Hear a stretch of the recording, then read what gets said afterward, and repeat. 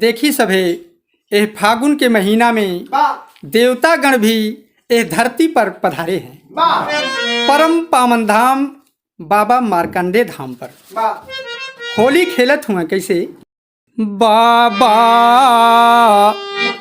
मार्कंडे धाम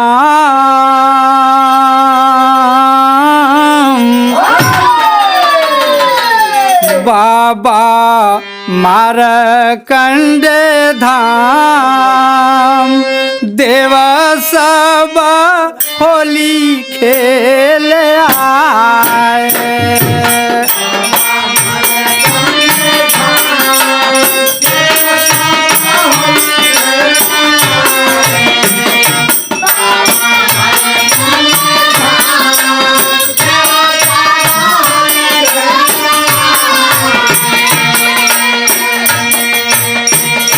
बाबा मार्कंडे धाम बाबा धाम हो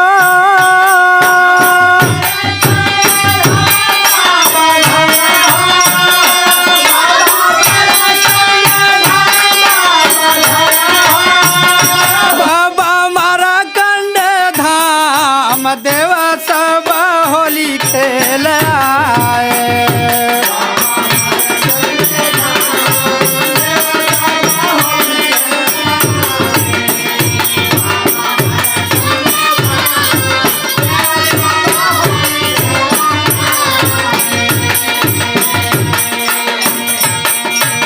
बड़ी रे कुशलता से पतिया पठाए।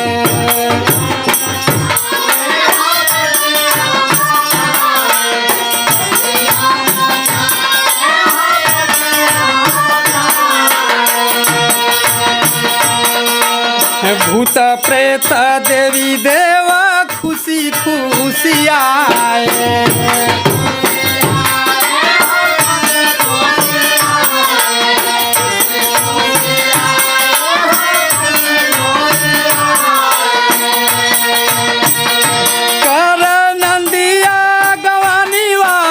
काम हो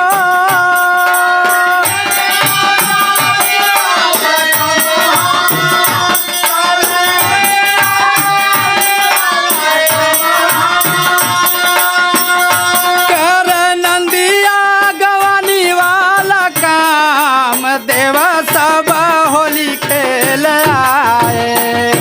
बाबा मार्कंडे धाम सब होली खेल आए।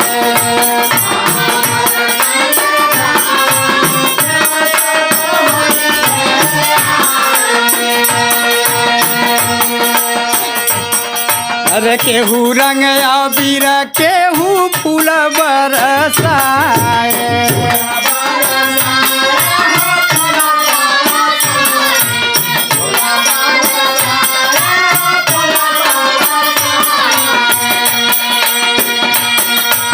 केहू रंग अबीर केहू फूल बरसाए।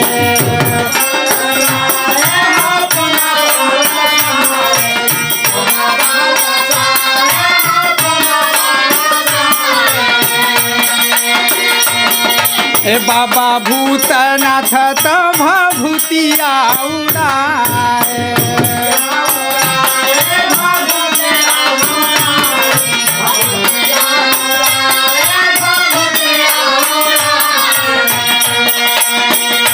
बड़ा मन भावन लगे बाबा धाम हो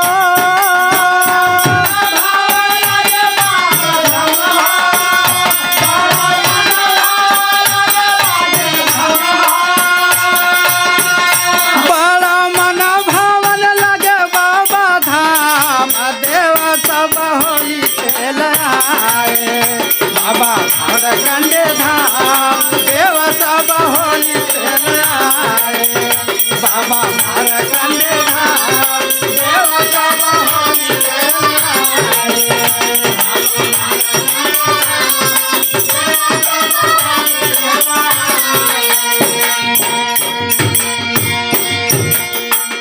केहू पूरी मेवा केहू राज भोग खाए।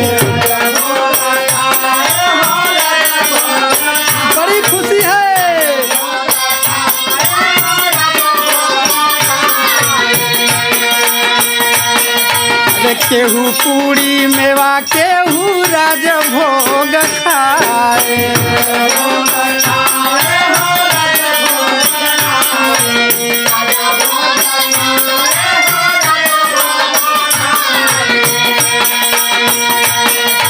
भंगिया धतुरावा ही बाबा मन भाए।